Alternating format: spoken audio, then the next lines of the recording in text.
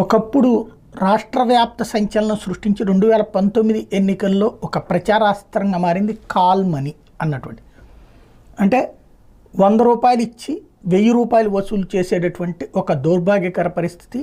దానికి రకరకాలైనటువంటి మార్గాలు, సామ దాన భేద దండోపాయాలు ఉపయోగించి దోచేసుకోవడం అనేటటువంటి చక్రవడ్డీల వేధింపుల బ్యాచ్ అనమాట.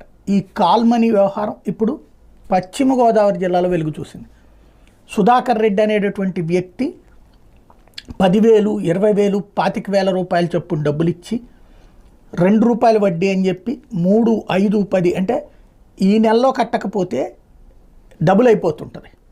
ఇది అది కలిపి ఎట్లా లెక్కలు తీసుకెళ్ళి ఓవరాల్గా ఒక్కొక్కళ్ళని చివరికి మనుషుల్ని కొంతమందిని పట్టుకొచ్చి వాళ్ళ చేతను తిట్టించడం, బెదిరించడం, సివిల్ కేసులు వేస్తామంటాం. వీటితో వణికిపోయినటువంటి ప్రజలు